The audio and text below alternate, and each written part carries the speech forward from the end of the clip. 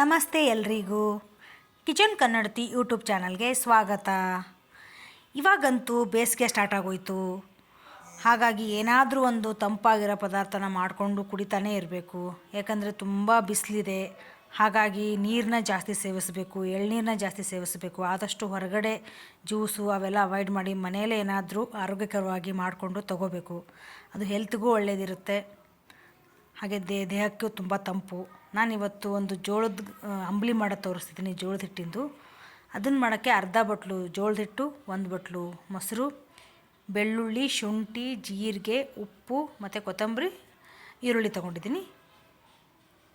First ನಾವೇನು ಮಾಡೋದು ಅಂತಂದರೆ, ಒಂದು ಪಾತ್ರೆಗೆ ಇವಾಗ ನಾನು ಅರ್ಧ ಬಟ್ಲು ಅಂದರೆ ಅರ್ಧ ಬೌಲಷ್ಟು ಜೋಳದ ಹಿಟ್ಟು ತೊಗೊಂಡಿದ್ದೆ ಅಲ್ವಾ, ಆ ಅದೇ ಥರ ಸೇಮ್ ಬೌಲಲ್ಲೇ 3 ಬೌಲಷ್ಟು ನಾನು ನೀರು ಕಾಯಿಸೋಕ್ಕಿಡ್ತೀನಿ. ಆದಷ್ಟು ನೀರು ಜಾಸ್ತಿ ಆದಷ್ಟು ಒಳ್ಳೆಯದು. ಯಾಕಂದರೆ ಅಂಬಲಿ ಎಲ್ಲ ತುಂಬ ಗಟ್ಟಿ ಆದರೆ ಅದು ಚೆನ್ನಾಗಿರಲ್ಲ, ಸ್ವಲ್ಪ ಅದು ತೆಳುವಾಗೇ ಇರಬೇಕು. ಹಾಗಾಗಿ ನಾನು ಅದಕ್ಕೊಂದು ಸ್ವಲ್ಪ ಉಪ್ಪು ಹಾಕಿ ಅದನ್ನು ಗ್ಯಾಸ್ ಮೇಲೆ ಇಡ್ತೀನಿ, ಅದು ಸ್ವಲ್ಪ ನೀರು ಬಿಸಿ ಆಗೋಕ್ಕೆ.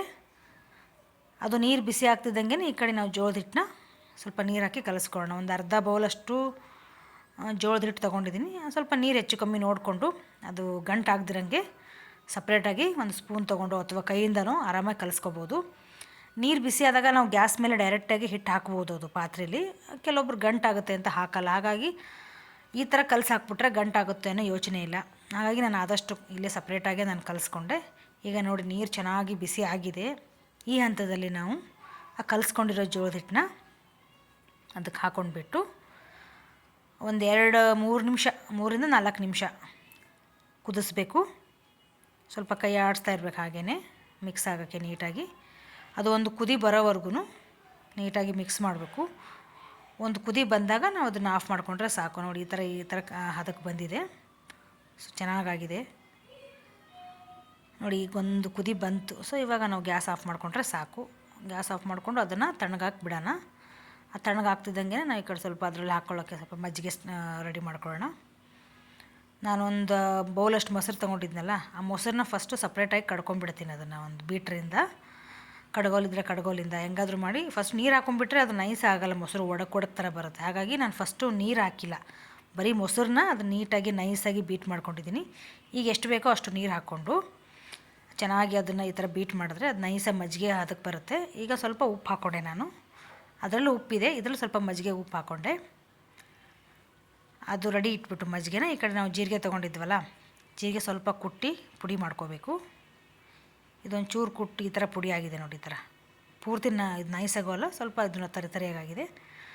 ಹಾಗೆ ನಾನು ಇವಾಗ ಅದರಲ್ಲೇ ಸ್ವಲ್ಪ ಕುಟ್ಟಾಣಿಯಲ್ಲಿ ಶುಂಠಿ ಮತ್ತು ಬೆಳ್ಳುಳ್ಳಿ ಜಜ್ಕೋತೀನಿ. ನೀವು ಶುಂಠಿ ಬೆಳ್ಳುಳ್ಳಿ ಬೇಡ ಅನ್ನೋರು ಸ್ಕಿಪ್ ಮಾಡ್ಬೋದು, ಅದೇನು ಕಂಪಲ್ಸರಿ ಇಲ್ಲ. ನಮ್ಮ ಮನೇಲಿ ಇಷ್ಟ ಅಂತ ನಾನು ಹಾಕಿದ್ದೀನಿ. ನಿಮ್ಗೆ ಯಾರಿಗೂ ಬೇಡ ಅಂದರೆ ಅದು ಸ್ಕಿಪ್ ಮಾಡ್ಬೋದು. ಇದು ಇಲ್ಲ ಅಂದರೂ ಕೂಡ ಅಂಬಲಿ ಚೆನ್ನಾಗಿರುತ್ತೆ. ಹಾಗೆ ಈಗ ತಣ್ಣಗಾಗಿದೆ, ನಾನು ಆವಾಗಲೇ ಫಸ್ಟೇ ಮಾಡಿಟ್ಬಿಟ್ಟಿದ್ನಲ್ಲ, ಹಾಗಾಗಿ ಅಂಬಲಿ ಫುಲ್ ತಣ್ಣಗಾಗ್ಬಿಟ್ಟಿದೆ. ಇವಾಗ ಇದಕ್ಕೆ ನಾನು ಸ್ವಲ್ಪ ಮಜ್ಜಿಗೆ ನೋಡ್ಕೊಂಡು ಹಾಕೋತೀನಿ. ಆಲ್ಮೋಸ್ಟ್ ತುಂಬ ತೆಳುವೆ ಮಾಡಿದ್ದೀನಿ, ಯಾಕಂದರೆ ಅಂಬಲಿ ಗಟ್ಟಿದ್ರೆ ಕುಡಿಯೋಕ್ಕಾಗಲ್ಲ. ಸೊ ಸ್ವಲ್ಪ ಮಜ್ಜಿಗೆ ಹಾಕ್ಕೊಂಡೆ. ಈಗ ಕುಟ್ಟಿರೋ ಜೀರಿಗೆ ಪುಡಿ ಮತ್ತು ಶುಂಠಿ ಬೆಳ್ಳುಳ್ಳಿ ಈಗ ಹಾಕ್ಕೊಂಡು ಒಂದು ಮಿಕ್ಸ್ ಕೊಟ್ಬಿಟ್ರೆ ಜೋಳದ ಹಿಟ್ಟಿನ ಅಂಬಲಿ ರೆಡಿ ಆಯಿತು. ನಾನು ಸ್ವಲ್ಪ ಟೇಸ್ಟ್ ನೋಡಿದೆ, ಉಪ್ಪು ಸ್ವಲ್ಪ ಕಡಿಮೆ ಇತ್ತು. ನಾನು ಇವಾಗ ಈ ಹಂತದಲ್ಲಿ ಉಪ್ಪು ಹಾಕ್ಕೊಂಡೆ. ಅದೇ ಟೇಸ್ಟ್ ನೋಡ್ಕೊಂಡು ನೀವು ಉಪ್ಪು ಆಮೇಲೆ ಹಾಕೋಬೋದು, ಹೆಚ್ಚು ಕಡಿಮೆ ನೋಡಿ. ಈ ಥರ ಎಲ್ಲ ಹೆಲ್ದಿಯಾಗಿ ಮಾಡ್ಕೊಂಡು ಕುಡಿದ್ರೆ ತುಂಬ ಒಳ್ಳೆಯದು. ಇದು ರಾಗಿ ಹಿಟ್ಟಲ್ಲೂ ಮಾಡ್ಕೋಬೋದು, ಚೆನ್ನಾಗಿರುತ್ತೆ. ನಾನು ಲಾಸ್ಟಲ್ಲಿ ಏನು ಮಾಡ್ತೀನಿ ಅಂದರೆ ಸ್ವಲ್ಪ ಈರುಳ್ಳಿ ಕೊತ್ತಂಬರಿ ಹಾಕ್ಕೊಂಡು ಸರ್ವ್ ಮಾಡ್ತೀನಿ. ನೀವು ಇದು ಬೇಕು ಅಂದರೆ ಹಾಕ್ಕೋಬೋದು, ಬೇಡ ಅಂದರೆ ಹಾಗೆ ಚೆನ್ನಾಗಿರುತ್ತೆ. ಸೊ ನೀವು ಟ್ರೈ ಮಾಡಿ, ಹೇಗೆ ಬಂದಿದೆ ಅಂತ ಕಮೆಂಟ್ ಮಾಡಿ. ಜೋಳದ ಹಿಟ್ಟಿನ ಅಂಬಲಿ ರೆಡಿ ಆಯಿತು. Thanks for watching.